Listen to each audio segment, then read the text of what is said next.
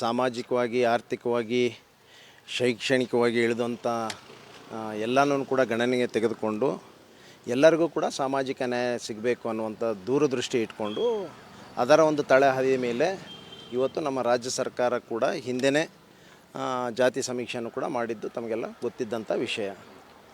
ಇವತ್ತು ಕೆಲವು ಬೇರೆ ಬೇರೆ ರೀತಿಯಲ್ಲಿ ಕೂಡ ಜಾತಿ ಸಮೀಕ್ಷೆಯಲ್ಲಿ ಸ್ವಲ್ಪ ಮಟ್ಟಿಗೆ ಕಳೆದ ಬಾರಿ ಕೆಲವರು ಒಪ್ಕೊಂಡಿರಲಿಲ್ಲ.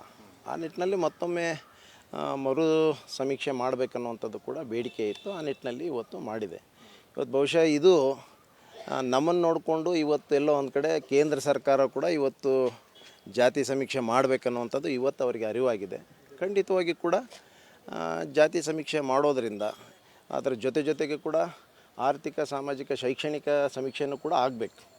ಅದರ ಅಡಿಯಲ್ಲಿ ಯಾರಿಗೆ ಅವಕಾಶಗಳಿಂದ ವಂಚಿತರಾಗಿದ್ದಾರೆ, ಯಾರು ಸಾಮಾಜಿಕವಾಗಿ, ಶೈಕ್ಷಣಿಕವಾಗಿ ಹಿಂದುಳಿದಂಥ ಸಮಾಜವನ್ನು ಕೂಡ ಮೇಲೆತ್ತಬೇಕು, ಸಮಾಜ ನಿರ್ಮಾಣ ಆಗಬೇಕನ್ನುವಂಥ ದೂರದೃಷ್ಟಿಯಲ್ಲಿ ಇವತ್ತು ಈ ಸಮೀಕ್ಷೆ ಕೂಡ ನಡೀತಾ ಇದೆ. ಖಂಡಿತವಾಗಿ ಕೂಡ ಇವತ್ತು ಕೇಂದ್ರ ಸರ್ಕಾರಕ್ಕೆ ಇದು ಅರಿವಾಗಿದೆ, ಇದು ಮಾಡ್ತಾ ಇದೆ. ಖಂಡಿತವಾಗಿ ಅದನ್ನು ಕೂಡ ಮಾಡಲಿ, ಆದಷ್ಟು ಬೇಗ ಅದನ್ನು ಸಮೀಕ್ಷೆ ಮಾಡಲಿ. ಅವರು ರಾಜ್ಯ ಸರ್ಕಾರಕ್ಕೆ ಸವಾಲಲ್ವಾ ಸರ್ ಅಂತ? ಯಾಕಂದರೆ 10 ವರ್ಷ ಆಯಿತು ಗಣತಿ ಮಾಡಿ, ಈಗ ಅಷ್ಟೊಂದು ಹಣ ಖರ್ಚು ಬೇರೆ ಆಗಿತ್ತು. ಈಗ ಮತ್ತೆ ಹೊಸ ಹಣ ಖರ್ಚು ಮಾಡಬೇಕು ಅನ್ನುವಂಥದ್ದು, ಮತ್ತು ಈಗ ಸಮಯ ಇಲ್ಲ, ಟೈಮ್ ಬಾಂಡಿಂಗನ್ನು ಹೈಕಮಾಂಡ್ ಕೊಡ್ತಾ ಇಲ್ಲ. ಈಗ ನಮ್ಮ ಸಿದ್ದರಾಮಯ್ಯ ಸಾಹೇಬರು ಕೂಡ ಖಂಡಿತವಾಗಿ ಕೂಡ ಟೈಮ್ ಬಾಂಡ್ನಲ್ಲಿ ಮಾಡೇ ಮಾಡ್ತಾರೆ. ಅವರು 90 ಡೇಸ್ನಲ್ಲಿ ಮಾಡಬೇಕಂತಿದೆ. ಅದಕ್ಕೆಲ್ಲ ಹಿಂದೆ ಕೂಡ ಕೆಲವೆಲ್ಲ ಡಾಟಾ ಬೇಸಸ್ ಎಲ್ಲ ಇದೆ.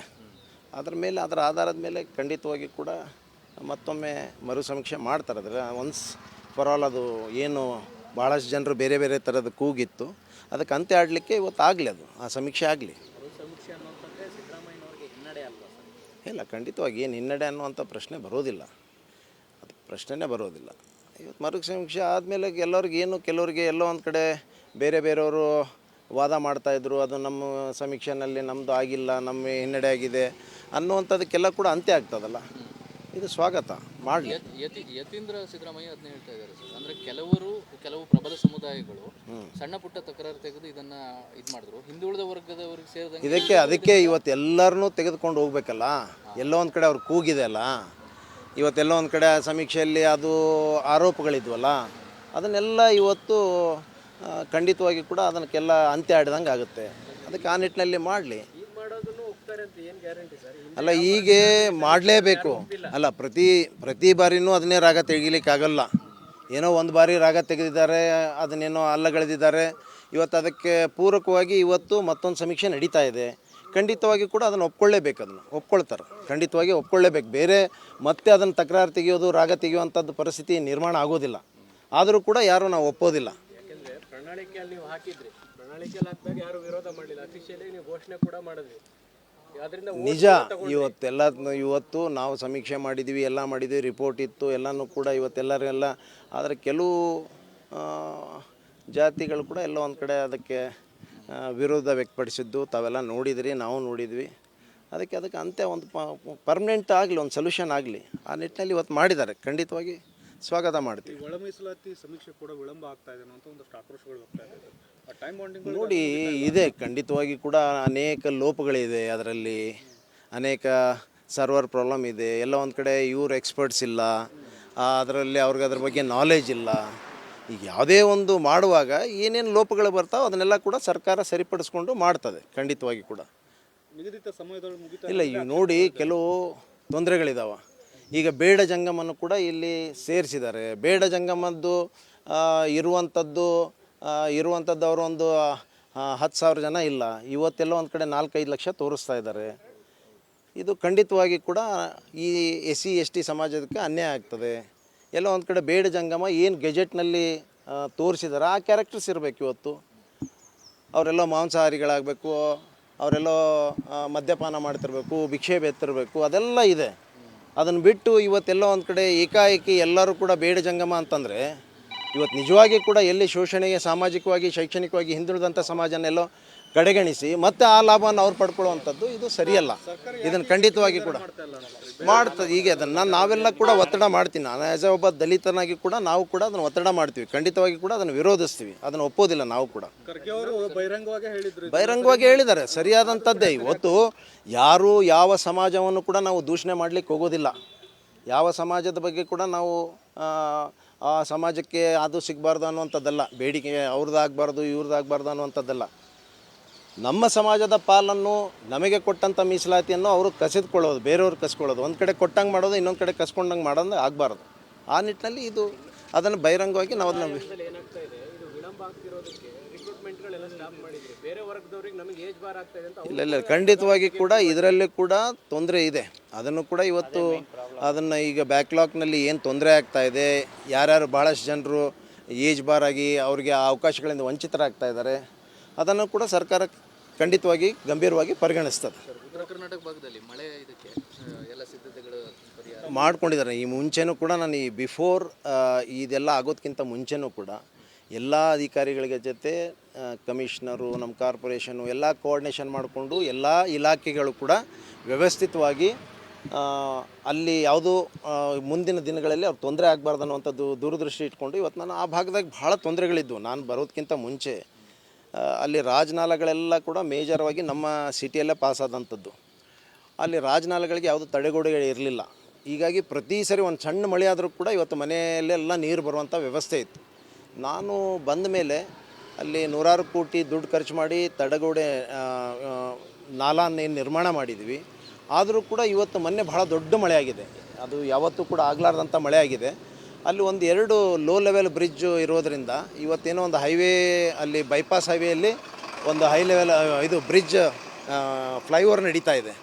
ಅದು ಲೋ ಲೆವೆಲ್ ಬ್ರಿಡ್ಜನ್ನು ಕೂಡ ಡೆಮಾಲಿಷ್ ಮಾಡಿ ಅದನ್ನು ಹೈಟ್ ಮಾಡಬೇಕಾಗಿದೆ. ಇವತ್ತು ಅದನ್ನು ಕೂಡ ನಾನು ಇನ್ಸ್ಟ್ರಕ್ಷನ್ ಈಗಾಗಲೇ ಹೋದ್ಮೇಲೆ DC ಅವ್ರನ್ನೆಲ್ಲ ಕರೆದು ಒಂದು ಮೀಟಿಂಗ್ ಮಾಡಿ ಅದನ್ನು ಕೂಡ ಸರಿ ಮಾಡುವಂಥ ಕೆಲಸ ಮಾಡ್ತೀನಿ. ಈ ಸಾಮಾಜಿಕವಾಗಿ, ಆರ್ಥಿಕವಾಗಿ, ಶೈಕ್ಷಣಿಕವಾಗಿ ಇಳಿದಂಥ ಎಲ್ಲನೂ ಕೂಡ ಗಣನೆಗೆ ತೆಗೆದುಕೊಂಡು ಎಲ್ಲರಿಗೂ ಕೂಡ ಸಾಮಾಜಿಕ ನ್ಯಾಯ ಸಿಗಬೇಕು ಅನ್ನುವಂಥ ದೂರದೃಷ್ಟಿ ಇಟ್ಕೊಂಡು ಅದರ ಒಂದು ತಳಹದಿಯ ಮೇಲೆ ಇವತ್ತು ನಮ್ಮ ರಾಜ್ಯ ಸರ್ಕಾರ ಕೂಡ ಹಿಂದೆಯೇ ಜಾತಿ ಸಮೀಕ್ಷೆಯನ್ನು ಕೂಡ ಮಾಡಿದ್ದು ತಮಗೆಲ್ಲ ಗೊತ್ತಿದ್ದಂಥ ವಿಷಯ. ಇವತ್ತು ಕೆಲವು ಬೇರೆ ಬೇರೆ ರೀತಿಯಲ್ಲಿ ಕೂಡ ಜಾತಿ ಸಮೀಕ್ಷೆಯಲ್ಲಿ ಸ್ವಲ್ಪ ಮಟ್ಟಿಗೆ ಕಳೆದ ಬಾರಿ ಕೆಲವರು ಒಪ್ಕೊಂಡಿರಲಿಲ್ಲ. ಆ ನಿಟ್ಟಿನಲ್ಲಿ ಮತ್ತೊಮ್ಮೆ ಮರು ಸಮೀಕ್ಷೆ ಮಾಡಬೇಕನ್ನುವಂಥದ್ದು ಕೂಡ ಬೇಡಿಕೆ ಇತ್ತು. ಆ ನಿಟ್ಟಿನಲ್ಲಿ ಇವತ್ತು ಮಾಡಿದೆ. ಇವತ್ತು ಬಹುಶಃ ಇದು ನಮ್ಮನ್ನು ನೋಡಿಕೊಂಡು ಇವತ್ತು ಎಲ್ಲೋ ಒಂದು ಕಡೆ ಕೇಂದ್ರ ಸರ್ಕಾರ ಕೂಡ ಇವತ್ತು ಜಾತಿ ಸಮೀಕ್ಷೆ ಮಾಡಬೇಕನ್ನುವಂಥದ್ದು ಇವತ್ತು ಅವರಿಗೆ ಅರಿವಾಗಿದೆ. ಖಂಡಿತವಾಗಿ ಕೂಡ ಜಾತಿ ಸಮೀಕ್ಷೆ ಮಾಡೋದರಿಂದ ಅದರ ಜೊತೆಗೆ ಕೂಡ ಆರ್ಥಿಕ, ಸಾಮಾಜಿಕ, ಶೈಕ್ಷಣಿಕ ಸಮೀಕ್ಷೆಯನ್ನು ಕೂಡ ಆಗಬೇಕು.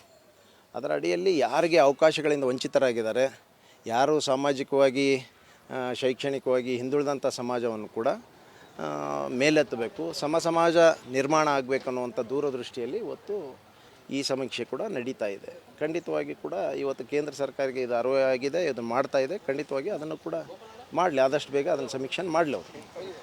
ರಾಜ್ಯ ಸರ್ಕಾರಕ್ಕೆ ಸವಾಲಲ್ವಾ ಸರ್ ಅಂತ? ಯಾಕಂದರೆ 10 ವರ್ಷ ಆಯಿತು ಗಣತಿ ಮಾಡಿ, ಈಗ ಅಷ್ಟೊಂದು ಹಣ ಖರ್ಚು ಬೇರೆ ಆಗಿತ್ತು. ಈಗ ಮತ್ತೆ ಹೊಸ ಹಣ ಖರ್ಚು ಮಾಡಬೇಕು ಅನ್ನುವಂಥದ್ದು, ಮತ್ತು ಈಗ ಸಮಯ ಇಲ್ಲ, ಟೈಮ್ ಬಾಂಡಿಂಗನ್ನು ಹೈಕಮಾಂಡ್ ಕೊಡ್ತಾ ಇಲ್ಲ. ಈಗ ನಮ್ಮ ಸಿದ್ದರಾಮಯ್ಯ ಸಾಹೇಬರು ಕೂಡ ಖಂಡಿತವಾಗಿ ಕೂಡ ಟೈಮ್ ಬಾಂಡ್ನಲ್ಲಿ ಮಾಡಲಿಕ್ಕೆ ಮಾಡ್ತಾರೆ. ಅವರು 90 ಡೇಸ್ನಲ್ಲಿ ಮಾಡಬೇಕಂತಿದೆ. ಅದಕ್ಕೆಲ್ಲ ಹಿಂದೆ ಕೂಡ ಕೆಲವೆಲ್ಲ ಡಾಟಾ ಬೇಸಸ್ ಎಲ್ಲ ಇದೆ. ಅದರ ಮೇಲೆ, ಅದರ ಆಧಾರದ ಮೇಲೆ ಖಂಡಿತವಾಗಿ ಕೂಡ ಮತ್ತೊಮ್ಮೆ ಮರು ಸಮೀಕ್ಷೆ ಮಾಡ್ತಾರೆ. ಅದರ ಒನ್ಸ್ ಫಾರ್ ಆಲ್ ಅದು ಏನು ಭಾಳಷ್ಟು ಜನರು ಬೇರೆ ಬೇರೆ ಥರದ ಕೂಗಿತ್ತು, ಅದಕ್ಕೆ ಅಂತ್ಯ ಆಡಲಿಕ್ಕೆ ಇವತ್ತು ಆಗಲಿ, ಅದು ಆ ಸಮೀಕ್ಷೆ ಆಗಲಿ. ಇಲ್ಲ, ಖಂಡಿತವಾಗಿ ಏನು ಹಿನ್ನಡೆ ಅನ್ನುವಂಥ ಪ್ರಶ್ನೆ ಬರೋದಿಲ್ಲ, ಅದು ಪ್ರಶ್ನೆನೇ ಬರೋದಿಲ್ಲ. ಇವತ್ತು ಮರು ಸಮೀಕ್ಷೆ ಆದಮೇಲೆ ಕೆಲವರಿಗೆ ಎಲ್ಲೋ ಒಂದು ಕಡೆ ಬೇರೆಯವರು ವಾದ ಮಾಡ್ತಾಯಿದ್ರು, ಅದು ನಮ್ಮ ಸಮೀಕ್ಷೆನಲ್ಲಿ ನಮ್ಮದು ಆಗಿಲ್ಲ, ನಮ್ಮ ಹಿನ್ನಡೆ ಆಗಿದೆ ಅನ್ನುವಂಥದ್ದಕ್ಕೆಲ್ಲ ಕೂಡ ಅಂತ್ಯ ಆಗ್ತದಲ್ಲ. ಇದು ಸ್ವಾಗತ ಮಾಡಲಿ. ಯತೀಂದ್ರ ಸಿದ್ದರಾಮಯ್ಯ ಅದನ್ನ ಹೇಳ್ತಾ ಇದ್ದಾರೆ ಸರ್. ಅಂದರೆ ಕೆಲವು ಪ್ರಬಲ ಸಮುದಾಯಗಳು ಸಣ್ಣ ಪುಟ್ಟ ತಕರಾರು ತೆಗೆದು ಇದನ್ನ ಇದು ಮಾಡಿದ್ರು, ಹಿಂದುಳಿದ ವರ್ಗದವರಿಗೆ ಸೇರಿದಂಗೆ ಅದಕ್ಕೆ ಇವತ್ತು ಎಲ್ಲರನ್ನೂ ತೆಗೆದುಕೊಂಡು ಹೋಗ್ಬೇಕಲ್ಲ. ಎಲ್ಲೋ ಒಂದು ಕಡೆ ಅವ್ರು ಕೂಗಿದೆ ಅಲ್ಲ, ಇವತ್ತೆಲ್ಲೋ ಒಂದು ಕಡೆ ಸಮೀಕ್ಷೆಯಲ್ಲಿ ಅದು ಆರೋಪಗಳಿದ್ವಲ್ಲ, ಅದನ್ನೆಲ್ಲ ಇವತ್ತು ಖಂಡಿತವಾಗಿ ಕೂಡ ಅದಕ್ಕೆಲ್ಲ ಅಂತ್ಯ ಆಡಿದಂಗೆ ಆಗುತ್ತೆ. ಅದಕ್ಕೆ ಆ ನಿಟ್ಟಿನಲ್ಲಿ ಮಾಡಲಿ. ಅಲ್ಲ, ಹೀಗೆ ಮಾಡಲೇಬೇಕು. ಅಲ್ಲ, ಪ್ರತಿ ಬಾರಿನೂ ಅದನ್ನೇ ರಾಗ ತೆಗಿಲಿಕ್ಕಾಗಲ್ಲ. ಏನೋ ಒಂದು ಬಾರಿ ರಾಗ ತೆಗೆದಿದ್ದಾರೆ, ಅದನ್ನೇನೋ ಅಲ್ಲಗಳೆದಿದ್ದಾರೆ. ಇವತ್ತು ಅದಕ್ಕೆ ಪೂರಕವಾಗಿ ಇವತ್ತು ಮತ್ತೊಂದು ಸಮೀಕ್ಷೆ ನಡೀತಾ ಇದೆ. ಖಂಡಿತವಾಗಿ ಕೂಡ ಅದನ್ನು ಒಪ್ಕೊಳ್ಳೇಬೇಕು, ಅದನ್ನು ಒಪ್ಕೊಳ್ತಾರೆ, ಖಂಡಿತವಾಗಿ ಒಪ್ಕೊಳ್ಳೇಬೇಕು. ಬೇರೆ ಮತ್ತೆ ಅದನ್ನು ತಕರಾರು ತೆಗೆಯೋದು, ರಾಗ ತೆಗೆಯುವಂಥದ್ದು ಪರಿಸ್ಥಿತಿ ನಿರ್ಮಾಣ ಆಗೋದಿಲ್ಲ. ಆದರೂ ಕೂಡ ಯಾರೂ ನಾವು ಒಪ್ಪೋದಿಲ್ಲ. ಯಾಕೆಂದರೆ ಪ್ರಣಾಳಿಕೆಯಲ್ಲಿ ನೀವು ಹಾಕಿದ್ರಿ, ಪ್ರಣಾಳಿಕೆಯಲ್ಲಿ ಹಾಕಿದಾಗ ಯಾರು ವಿರೋಧ ಮಾಡಲಿಲ್ಲ, ಅಫಿಷಿಯಲಿ ನೀವು ಘೋಷಣೆ ಕೂಡ ಮಾಡಿದ್ರಿ. ಅದರಿಂದ ನಿಜ. ಇವತ್ತು ನಾವು ಸಮೀಕ್ಷೆ ಮಾಡಿದ್ವಿ, ಎಲ್ಲ ಮಾಡಿದ್ವಿ, ರಿಪೋರ್ಟ್ ಇತ್ತು, ಎಲ್ಲನೂ ಕೂಡ ಇವತ್ತೆಲ್ಲರೆಲ್ಲ. ಆದರೆ ಕೆಲವು ಜಾತಿಗಳು ಕೂಡ ಎಲ್ಲ ಒಂದು ಕಡೆ ಅದಕ್ಕೆ ವಿರೋಧ ವ್ಯಕ್ತಪಡಿಸಿದ್ದು ತಾವೆಲ್ಲ ನೋಡಿದ್ರಿ, ನಾವು ನೋಡಿದ್ವಿ. ಅದಕ್ಕೆ ಅಂತ್ಯ ಒಂದು ಪರ್ಮನೆಂಟ್ ಆಗಲಿ, ಒಂದು ಸೊಲ್ಯೂಷನ್ ಆಗಲಿ ಆ ನಿಟ್ಟಿನಲ್ಲಿ ಇವತ್ತು ಮಾಡಿದ್ದಾರೆ. ಖಂಡಿತವಾಗಿ ಸ್ವಾಗತ ಮಾಡ್ತೀವಿ. ಒಳ ಮೀಸಲಾತಿ ಸಮೀಕ್ಷೆ ಕೂಡ ವಿಳಂಬ ಆಗ್ತಾ ಇದೆ ಅಂತ ಒಂದಷ್ಟು ಆಕ್ರೋಶಗಳು ಬರ್ತಾ ಇದೆ. ಆ ಟೈಮ್ ಬಾಂಡಿಂಗ್ ನೋಡಿ, ಇದೆ ಖಂಡಿತವಾಗಿ ಕೂಡ ಅನೇಕ ಲೋಪಗಳಿದೆ ಅದರಲ್ಲಿ, ಅನೇಕ ಸರ್ವರ್ ಪ್ರಾಬ್ಲಮ್ ಇದೆ. ಎಲ್ಲ ಒಂದು ಕಡೆ ಇವ್ರು ಎಕ್ಸ್ಪರ್ಟ್ಸ್ ಇಲ್ಲ, ಅದರಲ್ಲಿ ಅವ್ರಿಗೆ ಅದ್ರ ಬಗ್ಗೆ ನಾಲೆಜ್ ಇಲ್ಲ. ಈಗ ಯಾವುದೇ ಒಂದು ಮಾಡುವಾಗ ಏನೇನು ಲೋಪಗಳು ಬರ್ತಾವೆ ಅದನ್ನೆಲ್ಲ ಕೂಡ ಸರ್ಕಾರ ಸರಿಪಡಿಸ್ಕೊಂಡು ಮಾಡ್ತದೆ ಖಂಡಿತವಾಗಿ ಕೂಡ. ನಿಗದಿತ ಸಮಯದೊಳಗೆ ಮುಗಿತಾ ಇಲ್ಲ, ಈಗ ನೋಡಿ ಕೆಲವು ತೊಂದರೆಗಳಿದ್ದಾವೆ. ಈಗ ಬೇಡ ಜಂಗಮನ್ನು ಕೂಡ ಇಲ್ಲಿ ಸೇರಿಸಿದ್ದಾರೆ. ಬೇಡ ಜಂಗಮದ್ದು ಇರುವಂಥದ್ದು ಅವರು ಒಂದು 10,000 ಜನ ಇಲ್ಲ. ಇವತ್ತೆಲ್ಲ ಒಂದು ಕಡೆ 4-5 ಲಕ್ಷ ತೋರಿಸ್ತಾ ಇದ್ದಾರೆ. ಇದು ಖಂಡಿತವಾಗಿ ಕೂಡ ಈ SC ST ಸಮಾಜಕ್ಕೆ ಅನ್ಯಾಯ ಆಗ್ತದೆ. ಎಲ್ಲ ಒಂದು ಕಡೆ ಬೇಡ ಜಂಗಮ ಏನು ಗೆಜೆಟ್ನಲ್ಲಿ ತೋರಿಸಿದ್ದಾರೆ ಆ ಕ್ಯಾರೆಕ್ಟರ್ಸ್ ಇರಬೇಕು. ಇವತ್ತು ಅವರೆಲ್ಲ ಮಾಂಸಾಹಾರಿಗಳಾಗಬೇಕು, ಅವರೆಲ್ಲ ಮದ್ಯಪಾನ ಮಾಡ್ತಿರ್ಬೇಕು, ಭಿಕ್ಷೆ ಬೇತ್ತಿರಬೇಕು, ಅದೆಲ್ಲ ಇದೆ. ಅದನ್ನು ಬಿಟ್ಟು ಇವತ್ತೆಲ್ಲ ಒಂದು ಕಡೆ ಏಕಾಏಕಿ ಎಲ್ಲರೂ ಕೂಡ ಬೇಡ ಜಂಗಮ ಅಂತಂದರೆ ಇವತ್ತು ನಿಜವಾಗಿ ಕೂಡ ಎಲ್ಲಿ ಶೋಷಣೆಗೆ ಸಾಮಾಜಿಕವಾಗಿ ಶೈಕ್ಷಣಿಕವಾಗಿ ಹಿಂದುಳಿದಂಥ ಸಮಾಜನೆಲ್ಲೋ ಕಡೆಗಣಿಸಿ ಮತ್ತೆ ಆ ಲಾಭವನ್ನು ಅವ್ರು ಪಡ್ಕೊಳ್ಳುವಂಥದ್ದು ಇದು ಸರಿಯಲ್ಲ. ಇದನ್ನು ಖಂಡಿತವಾಗಿ ಕೂಡ ಮಾಡ್ತದೆ. ಈಗ ಅದನ್ನು ನಾವೆಲ್ಲ ಕೂಡ ಒತ್ತಡ ಮಾಡ್ತೀನಿ. ನಾನು ಆ್ಯಸ್ ಎ ಒಬ್ಬ ದಲಿತನಾಗಿ ಕೂಡ ನಾವು ಕೂಡ ಅದನ್ನು ಒತ್ತಡ ಮಾಡ್ತೀವಿ. ಖಂಡಿತವಾಗಿ ಕೂಡ ಅದನ್ನು ವಿರೋಧಿಸ್ತೀವಿ, ಅದನ್ನು ಒಪ್ಪೋದಿಲ್ಲ ನಾವು ಕೂಡ. ಖರ್ಗೆ ಅವರು ಬಹಿರಂಗವಾಗಿ ಹೇಳಿದ್ದಾರೆ, ಸರಿಯಾದಂಥದ್ದೇ. ಇವತ್ತು ಯಾರು ಯಾವ ಸಮಾಜವನ್ನು ಕೂಡ ನಾವು ದೂಷಣೆ ಮಾಡಲಿಕ್ಕೆ ಹೋಗೋದಿಲ್ಲ. ಯಾವ ಸಮಾಜದ ಬಗ್ಗೆ ಕೂಡ ನಾವು ಆ ಸಮಾಜಕ್ಕೆ ಅದು ಸಿಗಬಾರ್ದು ಅನ್ನುವಂಥದ್ದಲ್ಲ, ಬೇಡಿಕೆ ಅವ್ರದ್ದಾಗಬಾರ್ದು ಇವ್ರದ್ದಾಗಬಾರ್ದು ಅನ್ನುವಂಥದ್ದಲ್ಲ.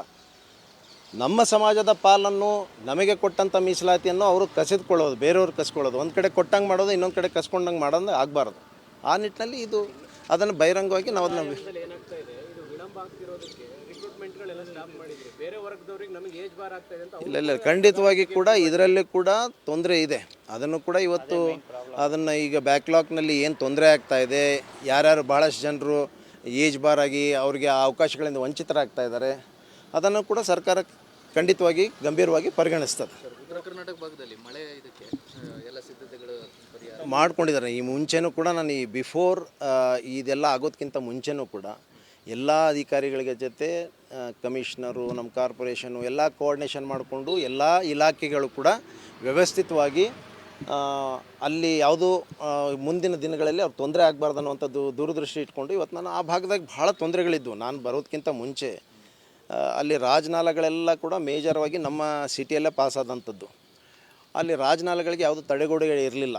ಹೀಗಾಗಿ ಪ್ರತಿ ಸರಿ ಒಂದು ಸಣ್ಣ ಮಳೆ ಆದರೂ ಕೂಡ ಇವತ್ತು ಮನೆಯಲ್ಲೆಲ್ಲ ನೀರು ಬರುವಂಥ ವ್ಯವಸ್ಥೆ ಇತ್ತು.